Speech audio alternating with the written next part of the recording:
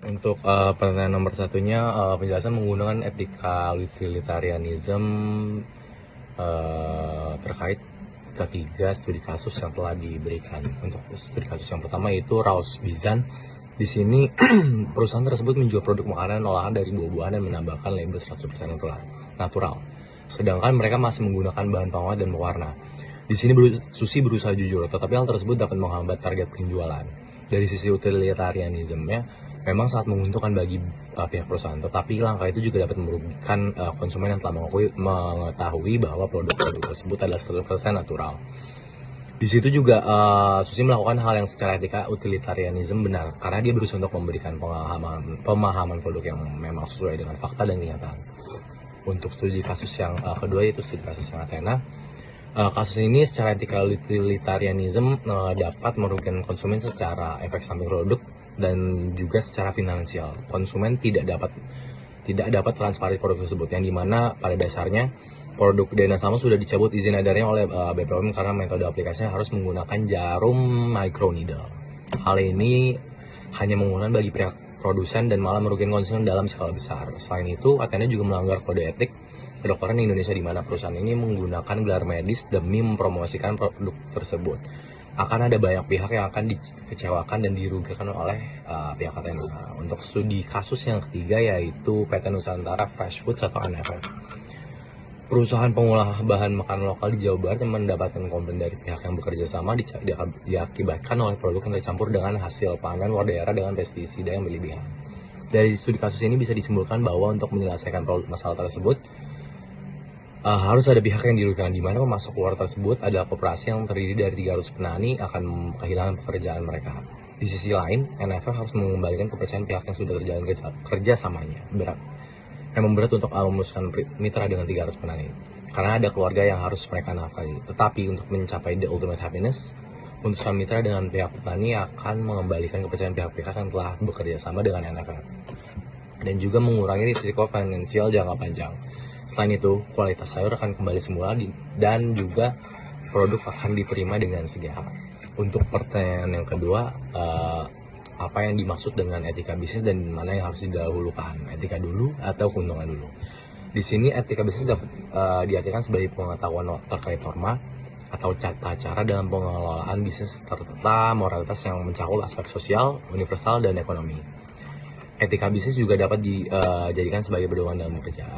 Di sini bisa menjelaskan bahwa keuntungan merupakan aspek yang sangat penting bagi perusahaan yang sedang berjalan.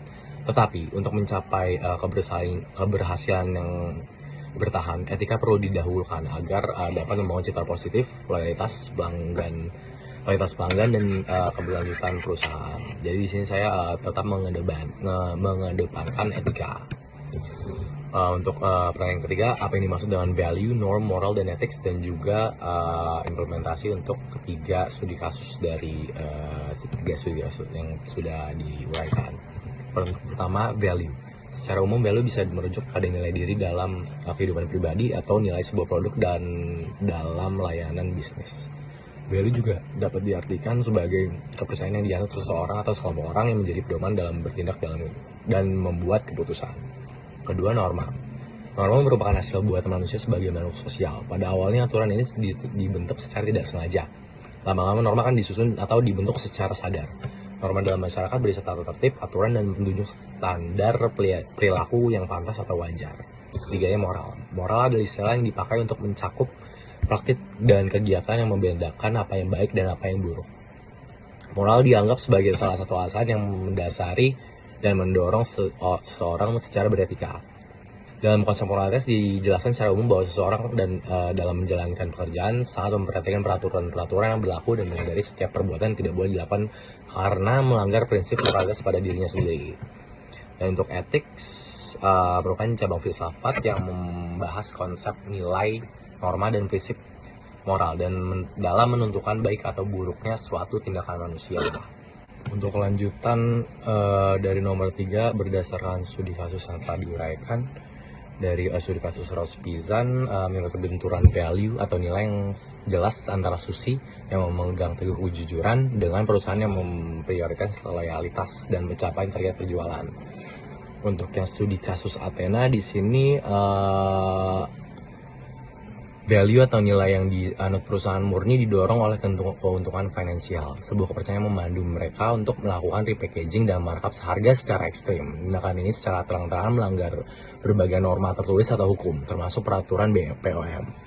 Untuk yang ketiga, studi kasus PT Nusantara Fresh Foods atau NFF menyajikan konflik value atau nilai yang kompleks, di mana nilai inti perusahaan keberpihakan pada petani lokal dan keberlanjutan ini bertentangan dengan nilai kualitas produk dan kejujuran pada konsumen akibat krisis rantai pasok. Dan untuk pertanyaan yang keempat, yaitu keputusan etis terbaik yang diambil oleh Direktur Utama NFF tanpa mengorbankan prinsip keberlanjutan perusahaan.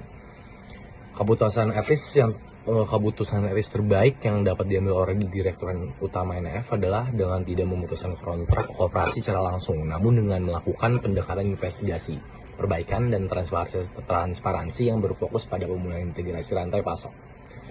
NFF harus segera menghentikan distribusi produk yang bermasalah, kemudian jujur kepada klien tentang adanya masalah kualitas, dan menginvestigasi tuntas manajer yang diduga menerima suap untuk menegakkan norma internal.